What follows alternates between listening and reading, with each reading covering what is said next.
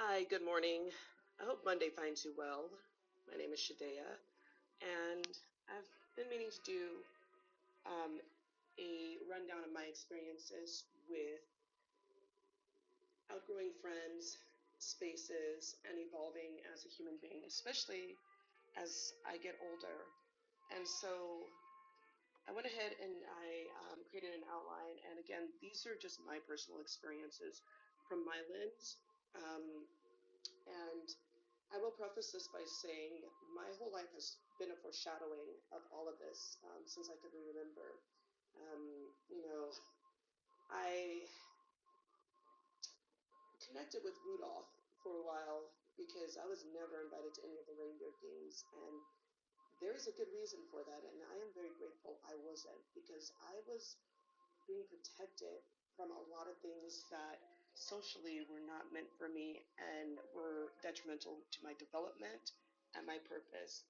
And so today's meeting on TikTok is called When Somebody Shows You Who They Are, Believe Them. That parrot just said, exactly. So, one of the things that I recognized a lot with people that they didn't realize that I could see are the microaggressions that you sometimes get. Like I would be, walking into a space and I would be greeting this person, and it was like that initial look that I caught was how they really felt about me. Like a lot of times it would be a frown, or like they would like smirk or something weird. And it was like kind of like, when people say that they see certain reptilian eyes come out of certain politicians where like there's like a flicker of something. Well, it was a lot like that for me. And I, in the beginning, would just push it aside and I would rationalize it because I didn't want to believe that about people. I didn't want to be paranoid, especially because I was in a space of healing and I was already so isolated because I did not feel safe with a lot of people. I didn't feel safe with anybody considering. So that was one of the things that I kind of let slide under the radar. And a lot of these people that I was around were highly narcissistic. One of them is a former actor from years ago and needs to remain relevant. Dare I say more? This parrot is getting on my nerves, but I love these parrots. But we got some unruly parrots out here, and um, they travel. I see them in Watts too. And another thing that I noticed a lot of is a lot of the people, especially the ones that didn't think that I was going to come back from the pit, that maybe some of them had intentionally put me in.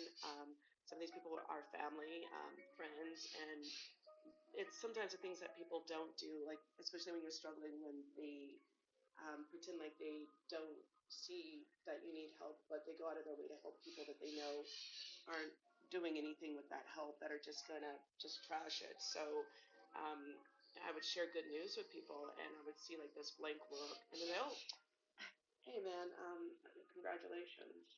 Oh, but I actually did A, B, and C, and I got this, or so and so did this, and they would always compare it. I was never allowed to have my moment ever, um, and I've spent most of my life with people invalidating my experiences, my feelings, but always wanted me to validate theirs and be a listening ear. And I learned boundaries around that too, because people will use you and not want to return the same to you.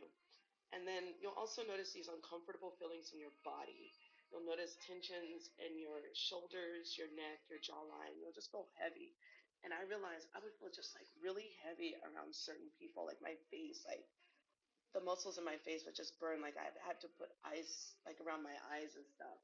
And this is a physiological response that I personally get when I'm around people that are not good for me, that are not aligned for me. My stomach is another thing. Like I'll either lose my appetite, I can't eat, or I'll just have stomach aches, just like crazy stomach aches. Like I will not feel good. And a lot of people need to really realize that their body, a lot of you actually, because they'll be like, oh no, like people will gaslight you, but your body really is a baseline. It's a primitive response to things that are not aligned. Like your mind will try to rationalize things, but your body really is the first check in.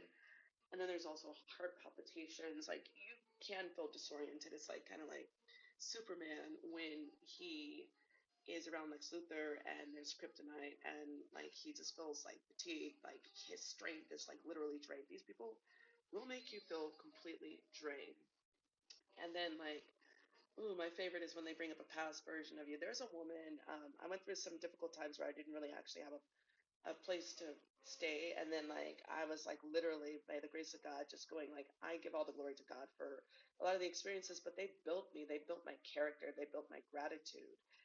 But every time I see her, she will always talk about how I was in a place, but I was working on myself while I was there. I was in school. I didn't have, I didn't know where the money was going to come from, but I was able to just have faith, and it all worked out. And I got out of that. I got another place, and I had talked to God. I was like, man, like when I get another place, this is what I desire, because I know that I'm going to be in a period where these are going to be things that are going to require purpose and function. And I want to make sure, well, if it is in the will of God, and it was in the will of God, because I talked to God, like Proverbs 3, 5, and 6, must not, wait, do not lean on your own understanding, but,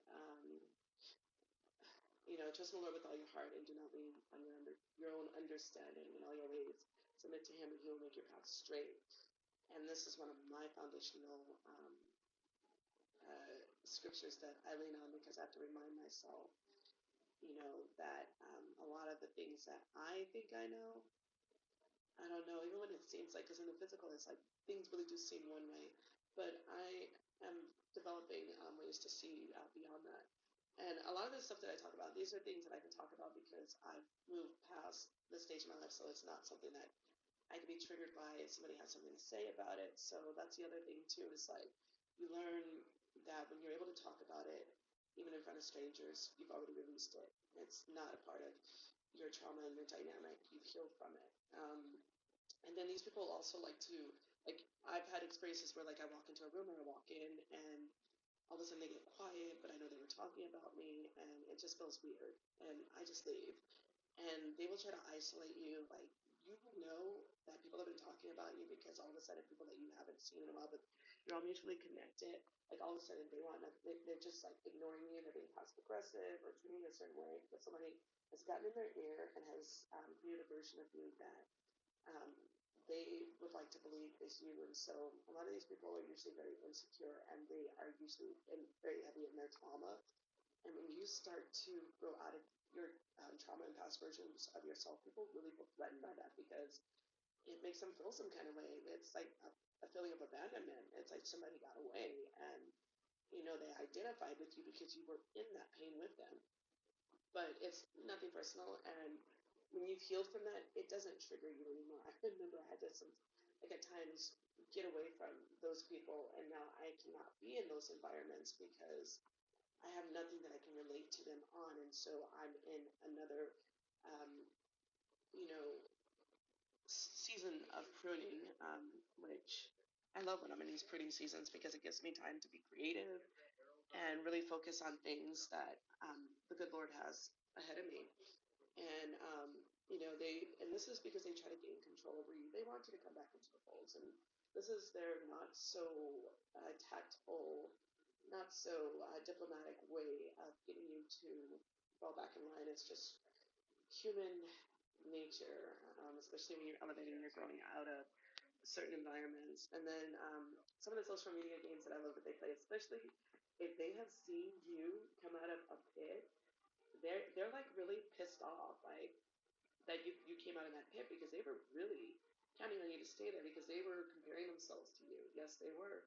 They were comparing themselves to you, saying, "Well, at least I'm not like so and so, where like I've lost everything and like I ain't got a pot to piss in. Like, I mean, I may have this, this, and this, but they've got it a lot worse."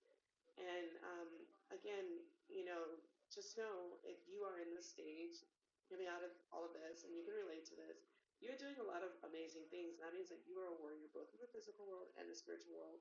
Keep going because God is rooting for you. But I wanted to come and just say that God sees you and I see you. It takes one to know one. And I hope you guys all have a wonderful Monday. God bless you.